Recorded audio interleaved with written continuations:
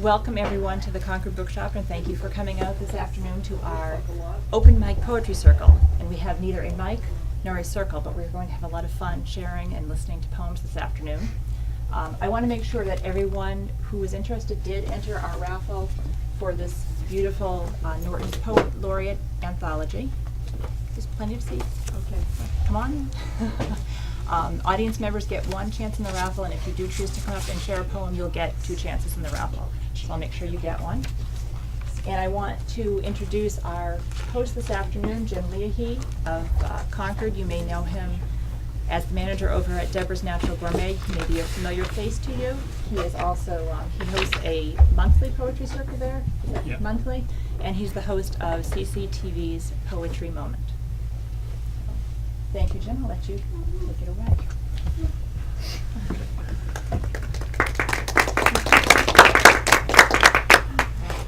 So I guess I'll say, I was telling Dawn this, I think what got me interested in poetry and reading poetry aloud was hearing on Channel 2 when Robert Pinsky was the Poet Laureate of the United States. They had a brief segment, as they do for fillers sometimes, of him reading Those Winter Sundays by Robert Hayden. He read it aloud, and it was such a striking poem, and it was so obvious to me how reading aloud changes a poem, that I started to read poems and found that they are so much better when I hear them, even just hearing myself. And when I hear them literally, not just hear them in my head, when I make the sound. First of all, it slows me down, because reading poems silently, I come in here all the time and go through the poetry section. And if I don't sort of stand there and move my mouth, the poems start to go over my head. You have to slow down for poetry, I've found. So with that in mind, I'm just going to start to read. And the first poem I'm going to read is in the monthly poetry circle at the Deborah's. The very first poem that I ever read in the very first group just seemed like a nice poem about poetry. And it's by a poet called Denise Levertov. It comes out of this book. This is, I believe, this is the book that Pinsky edited as Poet Laureate. And then there's a whole series. This one, there's an invitation to poetry. There's one that Dawn has. And they're great compendia, because I think the wonderful thing about poetry is that there's always something for everybody.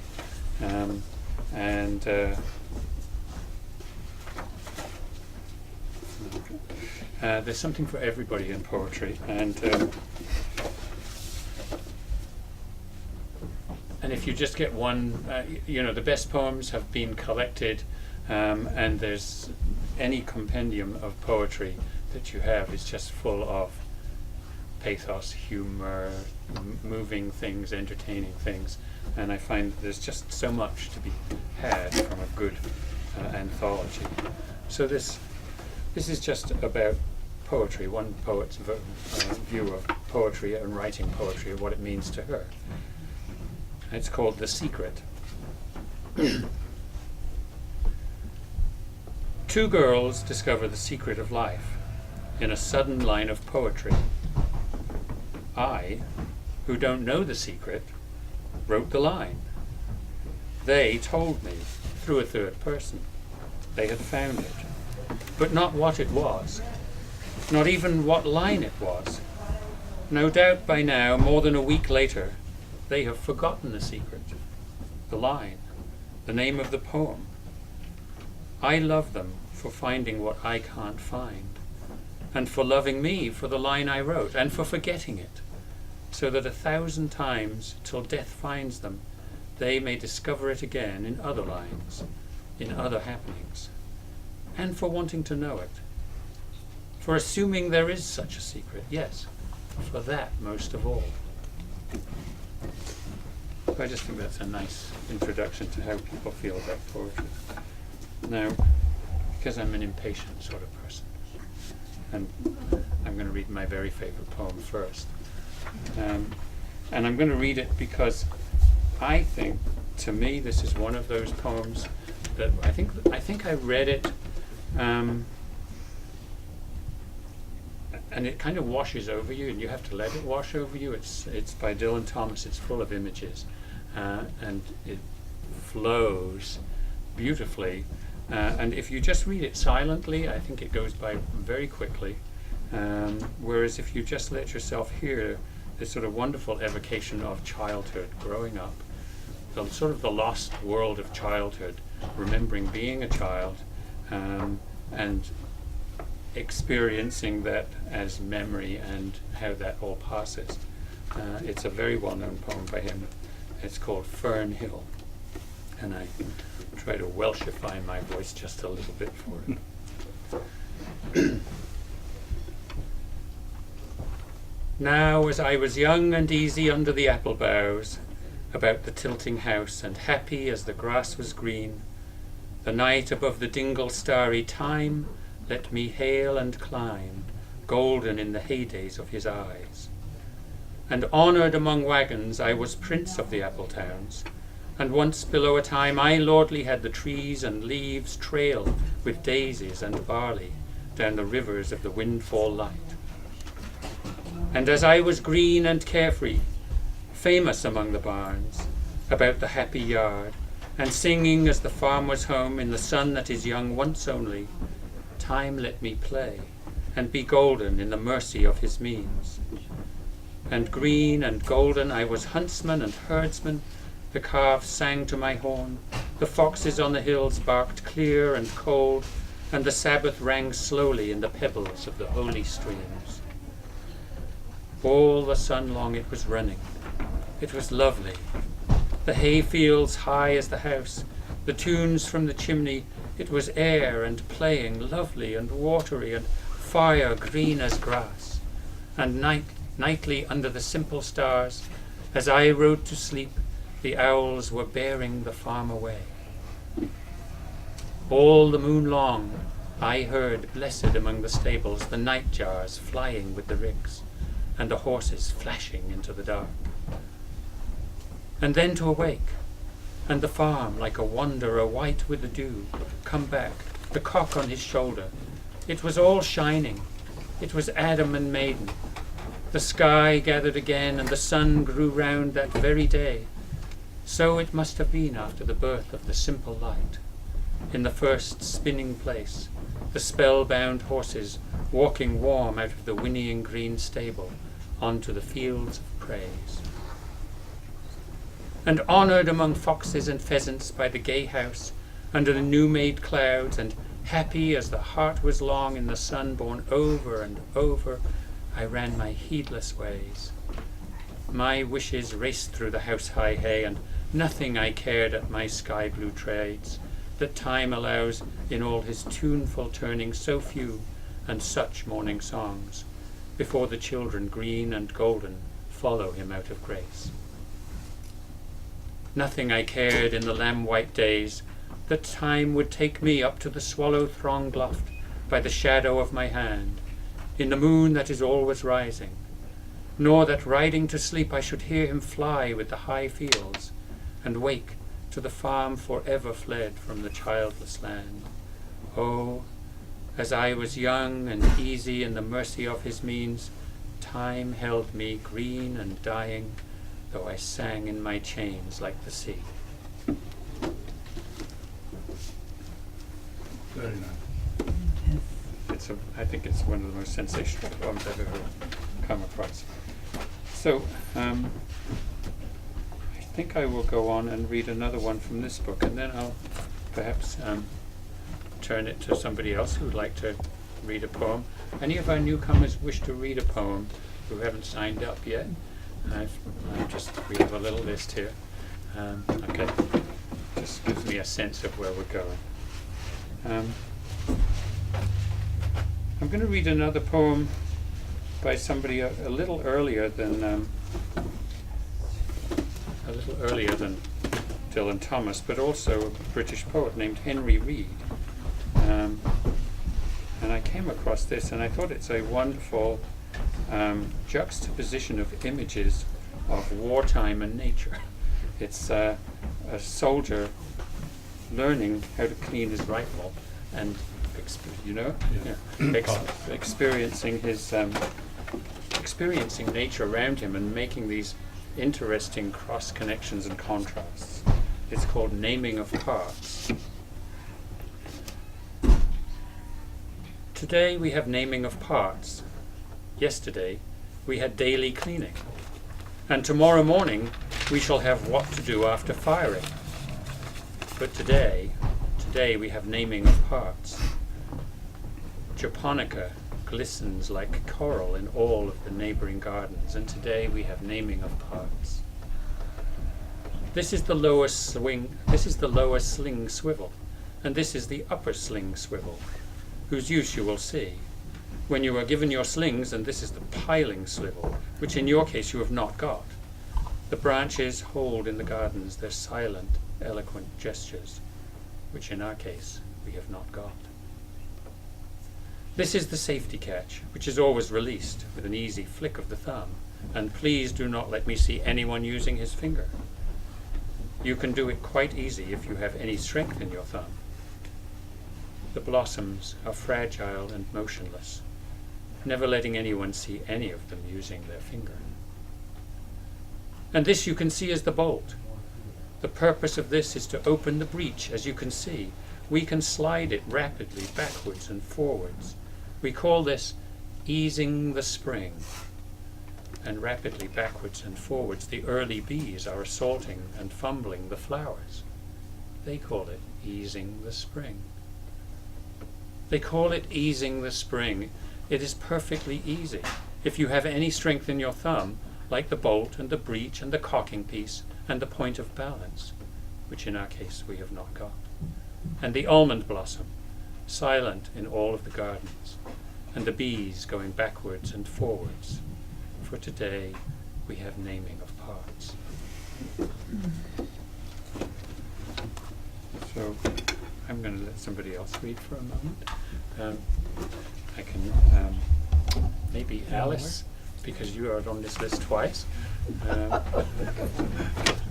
This will be your first coming, but you're going to read the second coming.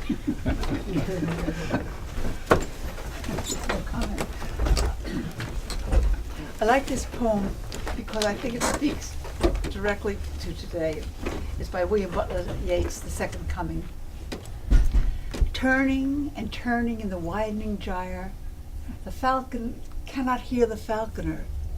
Things fall apart, the center cannot hold. Mere anarchy is loosed upon the world. The blood-dimmed tide is loosed, and everywhere the ceremony of innocence is drowned. The best lack all conviction, while the worst are full of passionate intensity. Surely some revelation is at hand. Surely the second coming is at hand. The second coming. Hardly are those words out when a vast image at a spiritus mundi troubles my sight. Somewhere in sands of the desert, a shape with a lion's body and the head of a man, its gaze blank and pitiless as the sun, is moving its slow thighs, while all about reel the shadows of indignant desert birds. Darkness drops again, but now I know that 20 centuries of stony sleep were vexed to nightmare by a rocking cradle.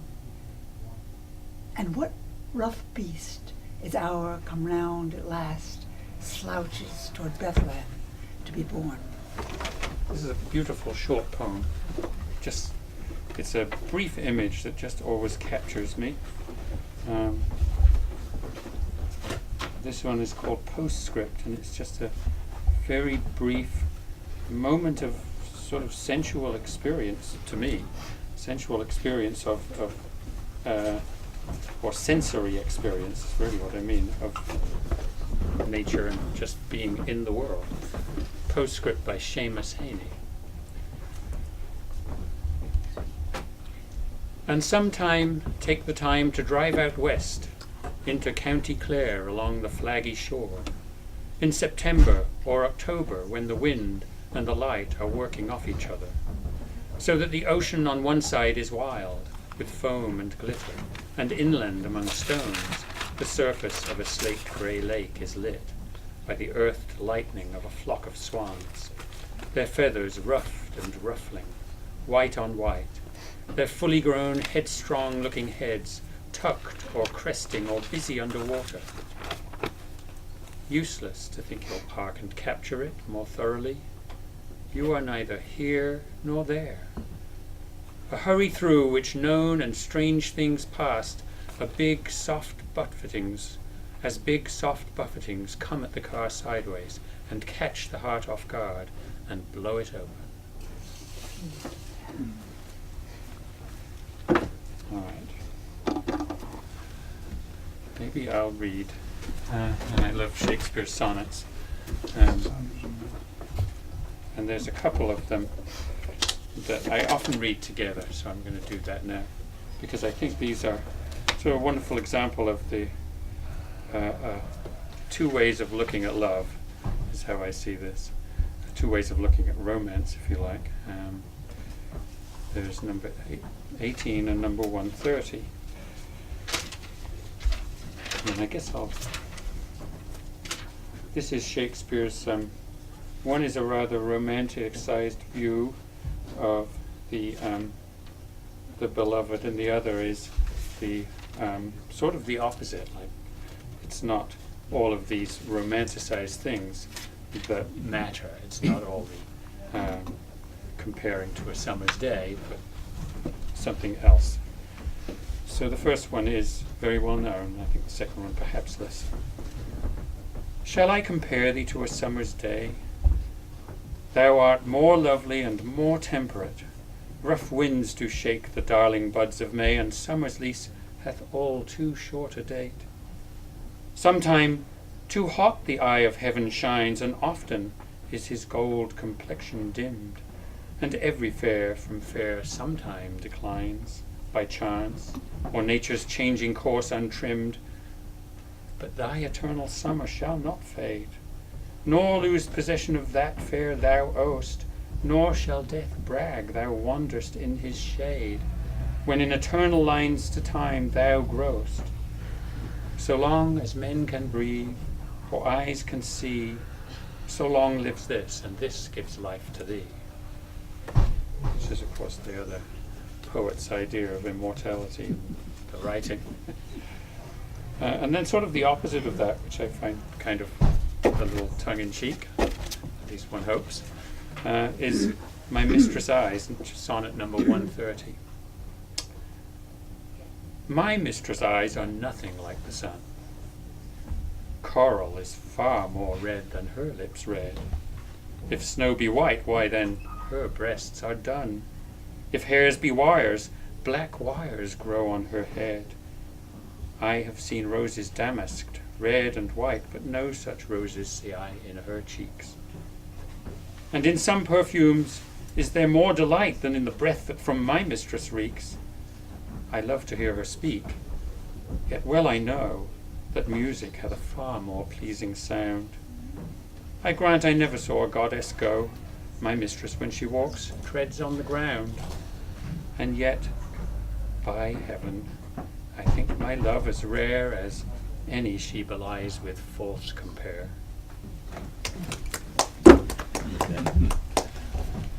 So, and I'm going to read one more and then open it out. And this one I picked. It's my, I think the poem that I think most, it's a very well-known poem. It's actually I guess it's a sort of medieval seduction poem, probably the most famous one. What I like about it is, first of all, that I read it as a poem about time and life passing, and that Gaddy Rosebud Smyly May kind of approach that those poets had. But I think that no poem I've ever read is structured so marvelously, or maybe it's just the way I read it in my head, but the rhythm of it flows with the meaning so perfectly. The words, the syllables, that it starts out with this sort of slow, languorous, all the time in the world kind of rhythm, and then it becomes quicker, and then it becomes more urgent. And I think that it's not me just reading it into it. I think it's just the way it wants to be read. And it's called To His Coy Mistress. Had we but world enough and time, this coyness, lady, were no crime. We would sit down and think which way to walk and pass our long love's day. Thou by the Indian Ganges side shouldst rubies find. I by the tide of Humber would complain. I would love you 10 years before the flood, and you should, if you please, refuse till the conversion of the Jews. My vegetable love should grow faster than empires and more slow. 100 years should go in praise thine eyes, and on thy forehead gaze. 200 to adore each breast, but 30,000 to the rest. An age at least to every part, and the last age should show your heart. For lady, you deserve this state, nor would I love at lower rate. But at my back I always hear time's winged chariot hurrying near, and yonder all before us lie deserts of vast eternity. Thy beauty shall no more be found, nor in thy marble vault shall sound my echoing song. Then worms shall try that long-preserved virginity, and your quaint honour turn to dust, and into ashes all my lust. The grave's a fine and private place, but none, I think, do there embrace. Now, therefore, while the youthful hue sits on thy skin like morning glue, and while thy willing soul transpires at every pore with instant fires, now let us sport us while we may, and now, like amorous birds of prey, rather at once our time devour than languish in this slow chapped power. Let us roll all our strength and all our sweetness up into one ball, and tear our pleasures with rough strife through the iron gates of life. Thus, though we cannot make our sun stand still, yet we will make him run. My class. Elena or Elena, Dawn or Andy, would either anybody like to? I'm a student at Mount Ida College, and our assignment was to write a poem about something that has surprised you. So I went to Phoenix, Arizona, and it snowed. So I wrote a poem about snow in Phoenix. Snow in Phoenix. Flying over the desert in a high-speed lane, glancing out the window, seeing the desert's glow.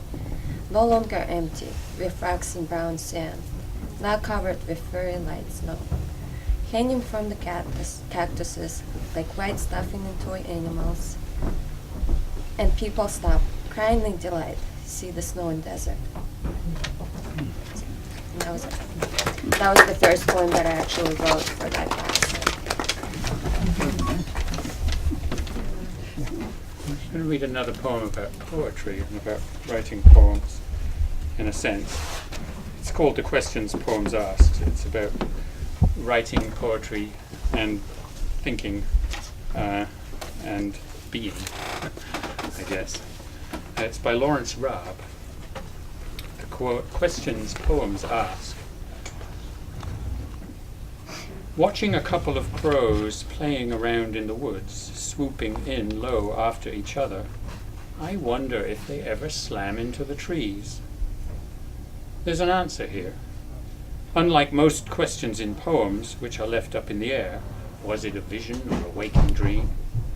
You decide, says the poet. You do some of this work, but think carefully. Some people want to believe poetry is anything they happen to feel. That way they're never wrong. Others yearn for the difficult, insoluble problems, secret codes not meant to be broken. Nobody, they've discovered, ever means what he says. But rarely does a crow hit a tree, though other clumsier birds bang into them all the time, and we say these birds have not adapted well to the forest environment. Frequently stunned, they become easy prey for the wily fox, who's learned how to listen for that snapping of branches and collapsing of wings, and who knows where to go and what to do when he gets there.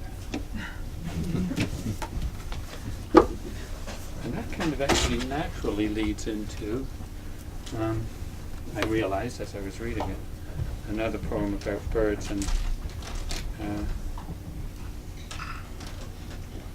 actually maybe I'll do 2 or 3 on birds. This one is a sort of a great poem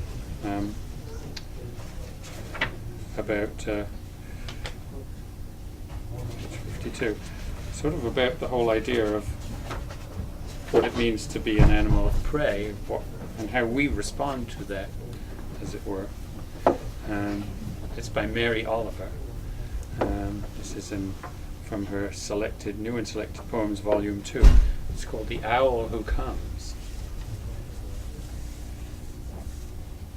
The owl who comes through the dark to sit in the black boughs of the apple tree and stare down the hook of his beak, dead silent, and his eyes like 2 moons in the distance, soft and shining under their heavy lashes, like the most beautiful lie, is thinking of nothing as he watches and waits to see what might appear briskly out of the seamless deep winter, out of the teeming world below. And if I wish the owl luck, and I do, what am I wishing for that other soft life climbing through the snow? What we must do, I suppose, is to hope the world keeps its balance. What we are to do, however, with our hearts waiting and watching truly, I do not know. I think that's kind of a powerful poem. And I'm going to might as well state, or actually I'll read another Mary Oliver, because this also, I believe, yes, this is an interesting poem, because I don't know what the title of it is, even though it's in here. And I'll explain that. I think I know what the title is. It's spelled L-E-A-D, and I'm not sure. I think it's lead, but is it? I'm not sure. Here is a story to break your heart. Are you willing? This winter, the loons came to our harbor and died, one by one. Of nothing we could see. A friend told me of one on the shore that lifted its head and opened the elegant beak and cried out in the long, sweet savoring of its life, which if you have heard it, you know is a sacred thing, and for which, if you have not heard it, you had better hurry to where they still sing, and believe me, tell no one just where that is. The next morning, this loon, speckled and iridescent, and with a plan to fly home to some hidden lake, was dead on the shore. I tell you this to break your heart, by which I mean only that it break open and never close again to the rest of the world. This little file here is all collected from listening to the Writer's Almanac by Garrison Keillor, and then going online and finding the poems I like, and sometimes going back to the periods when I haven't listened to it, or the period before I started, and I've gathered many of my favorites from there. This is a poem called Blackbirds by Julie Cadwallader Stowe. I am 52 years old and have spent truly the better part of my life out of doors. But yesterday I heard a new sound above my head, a rustling, ruffling quietness in the spring air. And when I turned my face upward, I saw a flock of blackbirds rounding a curve I didn't know was there.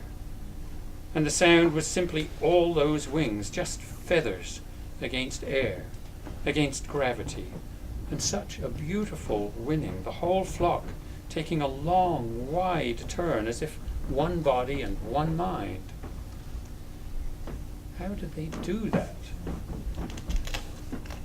Oh, if we lived only in human society with its cruelty and fear, its apathy and exhaustion, what a puny existence that would be.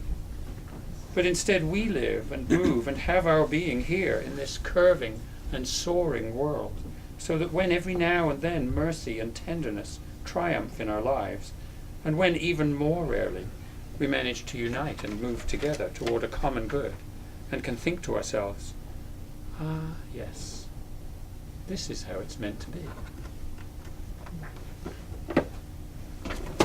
And I'm going to read one more and then I'll turn it over again. And I'm going to read my other bird poem from here. Which one was? Oh, Robert Penn Warren.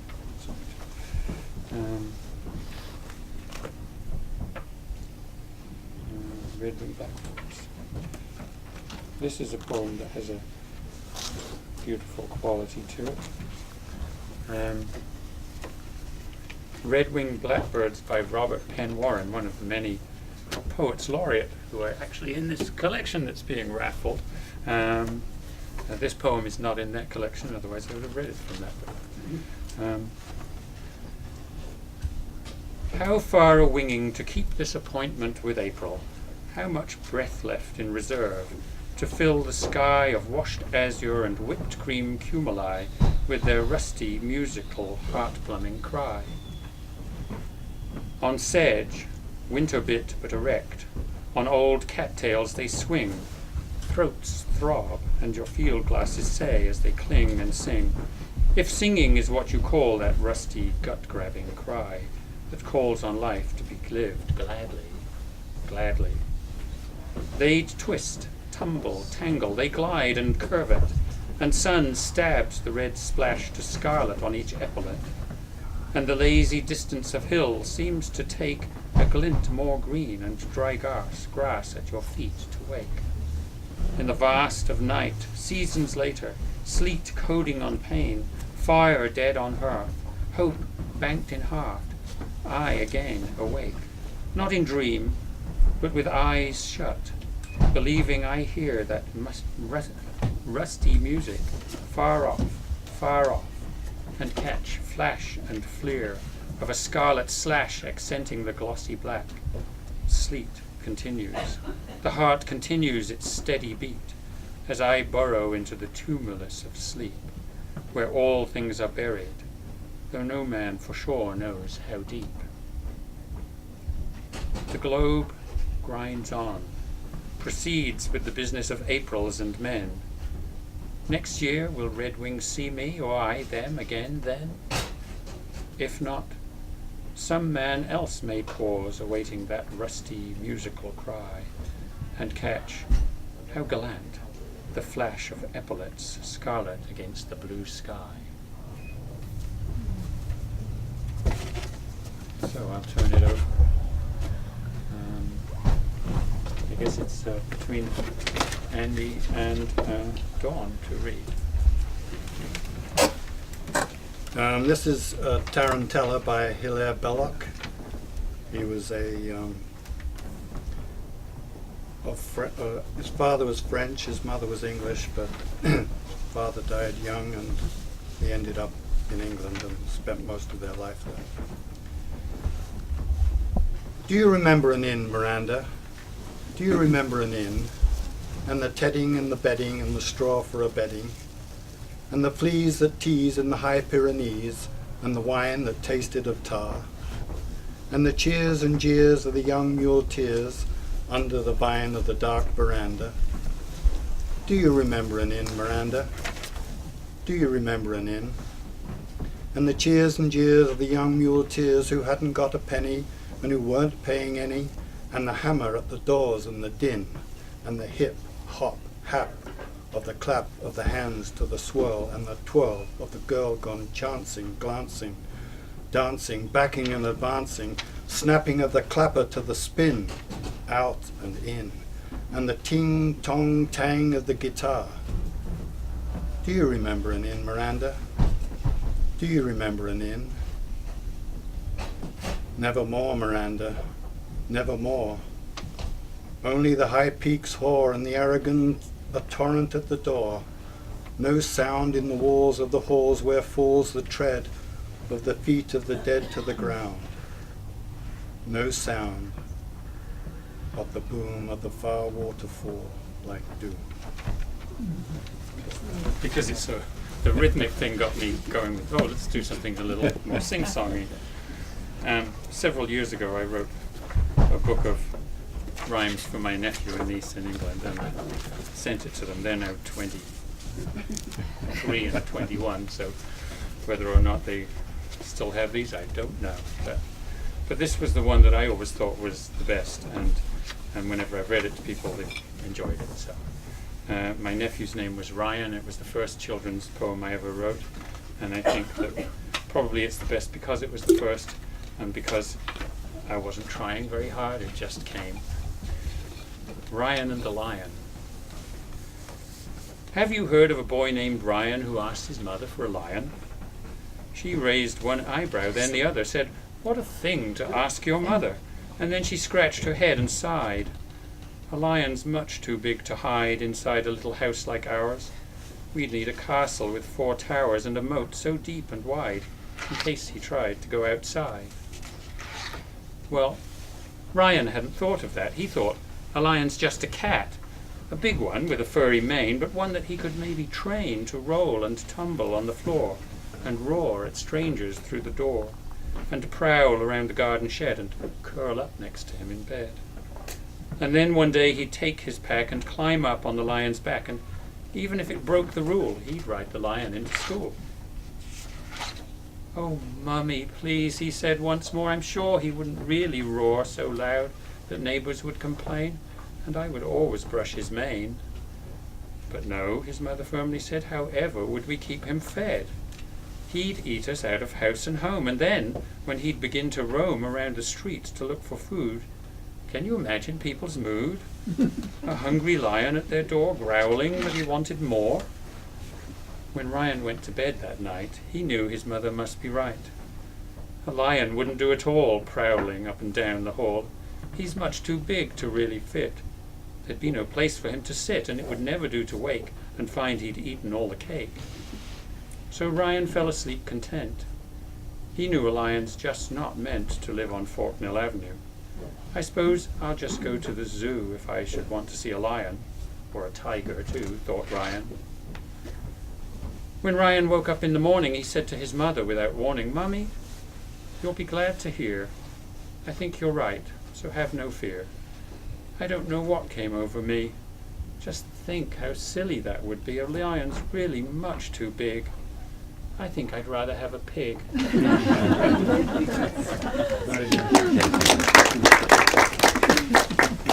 That was a poem that I didn't even know where it was going. I just, it wrote itself. So, and I'm going to stay on something, because most of the poems are a little free that I've read in verse, and this one, which is, I think, my favorite Robert Frost one, although it doesn't seem to be the most anthologized one. I know it's an invitation to poetry. It's called After Apple Picking, and it's a lovely poem. Ideally, I should be reading it in the fall, but we're here now. Just a lovely poem about. I imagined when I first read it, because I don't know that much about these poets. I'm one of those I don't know much about art, but I know what I like kind of people. I imagined when I first read it, he obviously wrote this when he was aging. In fact, it was one of his earliest poems. Came out of one of his first collections north of Boston. Written by a young man, but it sounds like it's written by somebody towards the end of life. So it's kind of the harvest of apples and the harvest of life, really, isn't it? After Apple Picking. My long 2-pointed ladder's sticking through a tree toward heaven still, and there's a barrel that I didn't fill beside it, and there may be 2 or 3 apples I didn't pick upon some bough, but I am done with apple picking now. Essence of winter sleep is on the night, the scent of apples. I am drowsing off. I cannot rub the strangeness from my sight I got from looking through a pane of glass I skimmed this morning from the drinking trough and held against the world of hoary glass. It melted, and I let it fall and break, but it was well, I was well upon my way to sleep before it fell, and I could tell what form of dreaming my dreaming was about to take. Magnified apples appear and disappear, stem end and blossom end, and every fleck of russet showing clear. My instep arch not only keeps the ache, it keeps the pressure of a ladder round. I feel the ladder sway as the boughs bend, and I keep hearing from the cellar bin that rumbling sound of load on load of apples coming in. For I have had too much of apple picking. I am overtired of the great harvest I myself desired. There were 10,000 fruit to touch, cherish in hand, lift down, and not let fall. For all that struck the earth, no matter if not bruised or spiked with stubble, went surely to the cider apple heap, as of no worth. One can see what will trouble this sleep of mine, whatever sleep it is. Were he not gone, the woodchuck could say whether it's like his long sleep, as I describe its coming on, or just some human sleep. Okay. I think I should read something from this book. So I just went through it earlier, and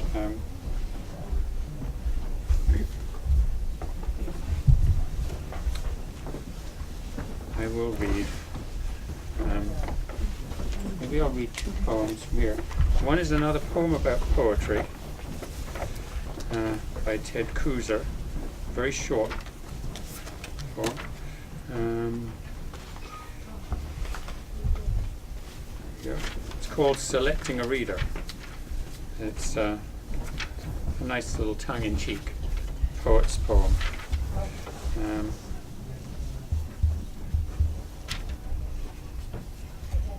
Selecting a reader.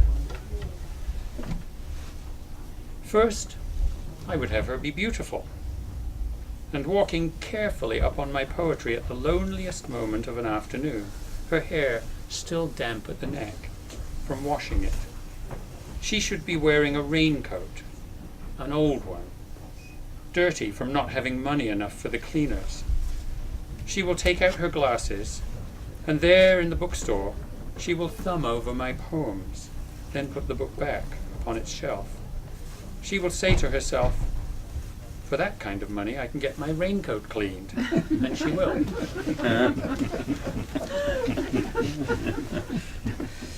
And I guess since that was a little humorous, I'm going to read a Billy Collins poem, and that will lead into Dawn reading a Billy Collins poem.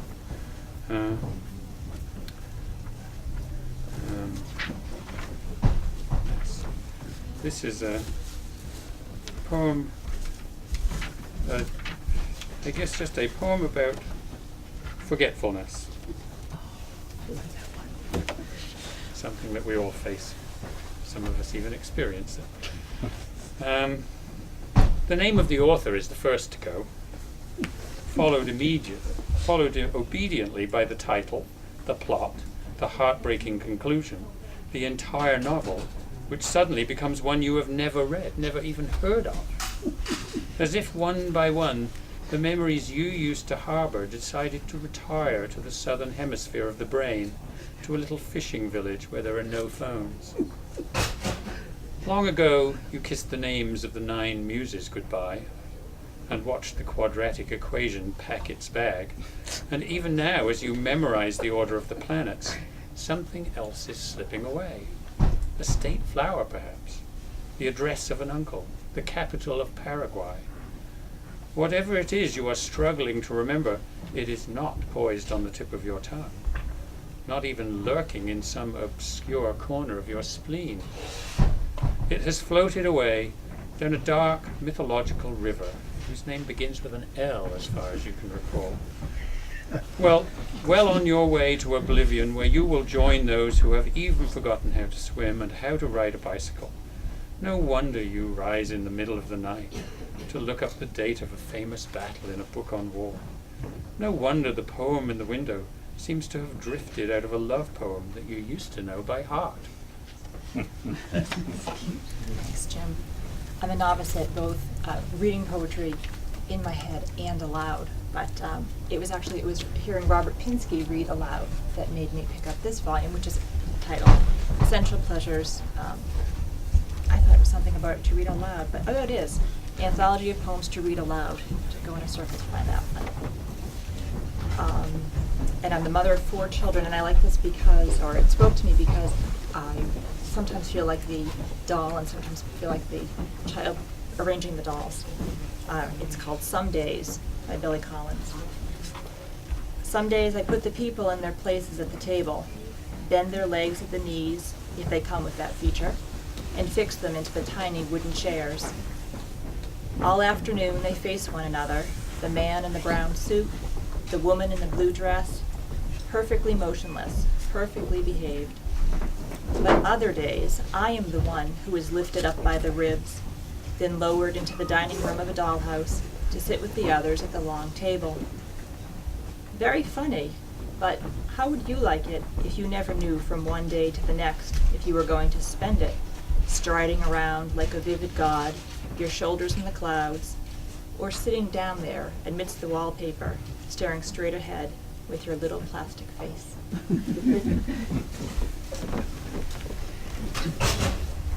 Alice doesn't read, Alice recites. This is the cremation of Sam McGee. You haven't forgotten yet. The cremation of Sam McGee by Yeats. By Yeats, yeah. Robert Service. Robert Service. There are strange things done in the midnight sun by the men who moil for gold. The Arctic trails have their secret tales that would make your blood run cold. The northern lights of seeing queer sights for the strangest they ever did see was the night on the marge of Lake LaBarge I cremated Sam McGee. Now Sam McGee was from Tennessee where the cotton blooms and blows while he left his home in the south to roam around the world God only knows. He was always cold, but the land of gold seemed to hold him like a spell. And he'd often say in his homely way that he'd sooner live in hell. On a Christmas day we were mushing our way over the Dawson Trail. Talk of your cold through the parka's fold that stabbed like a driven nail.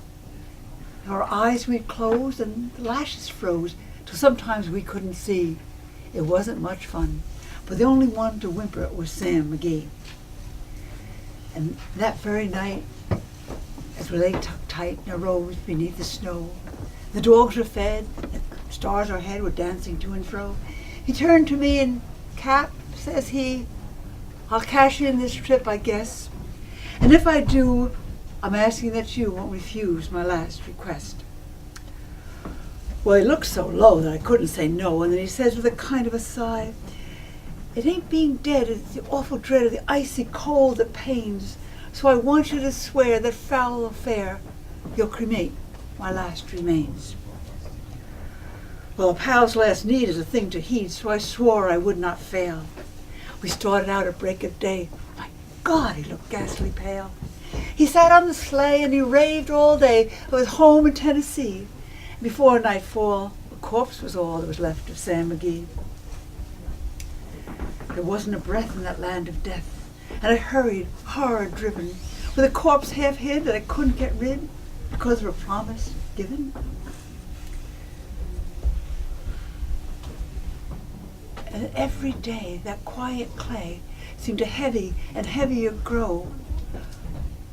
But on I made a mistake. There wasn't a breath in that land of death. Sorry. Well, promise made is a debt unpaid, and the trail has its own stern code. In the days to come, though my lips were numb, my heart, how I cursed that load. The trail was bad, and I felt half mad, but I swore I would not give in. And I often sang to the hateful thing, and I hearkened with a grin. Till I came to the marge of Lake LaBarge, and a derelict there I saw. It was jammed in the ice, and I saw on a trice was called the Alice May. And I looked at it, I thought a bit, and I looked at my frozen chum, and here, said I with a sudden cry, is my crematorium. Some planks I tore from the cabin floor, and I lit the boiler fire. Some fuel I found that was lying around, and I pushed the coals higher. The flames did soar, and the furnace roar, such a blaze you seldom see. And I burrowed a hole in the glowing coal, and I stuffed in Sam McGee. But I took a hike because I didn't like to hear him sizzle so. And the heavens scowled and the huskies howled and the wind began to blow. It was icy cold, but the hot sweat rolled down my cheek. I don't know why. And the greasy smoke in an inky cloak went streaking down the sky. I do not know how long in the snow I wrestled with grisly fear, but the stars came out and danced about. Here again I ventured near. I was sick with dread, but I bravely said, I'll just take a look inside. I guess he's cooked. And it's time I looked, and the door I opened wide. And there sat Sam, looking cool and calm in the heat of the furnace roar. And he wore a smile, you could see a mile. He said, please shut that door. It's warm in here, and I greatly fear that you'll let in the cold and storm. Since I left Plum Tree down in Tennessee, it's the first time I've been warm. There are strange things done in the midnight sun by the men who moil for gold. The Arctic trails of the secret tales will make your blood run cold. The northern lights have seen queer sights. The strangest I ever did see was the night on the marge of Lake LaBarge I committed Sam McGee. All right, I'll follow it with something a little humorous. This is a poem I heard on Garrison Kaler. A poem with a little surprise to it. It's called My Ancestral Home by Lewis Jenkins.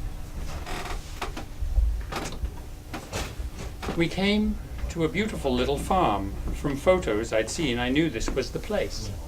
The house and barn were painted in the traditional Falu red, trimmed with white. It was nearly midsummer. The trees and grass lush green. When we arrived, the family was gathered at a table on the lawn for coffee and fresh strawberries. Introductions were made all around. Grandpa, Sven, Lars, Olaf and Marie, Eric and Gudrun, cousin Inga and her 2 children. It made me think of a Carl Larsson painting. But of course it was all modern. The Swedes are very up to date. Lars Olaf was an engineer for Volvo, and they all spoke perfect English, except for Grandpa. And there was a great deal of laughter over my attempts at Swedish. We stayed for a long time, laughing and talking. It was late in the day, but the sun was still high. I felt a wonderful kinship. It seemed to me that I had known these people all my life. They even looked like family back in the States. But as it turned out, we'd come to the wrong farm. Lars Olaf said, I think I know your people. They live about 3 miles from here. If you like, I could give them a call. I said that no, it wasn't necessary. This was close enough. Maybe I'll just finish with 2 poems. I'll finish with Waving Goodbye, because we're about to do that, by Wesley McNair. That's in here.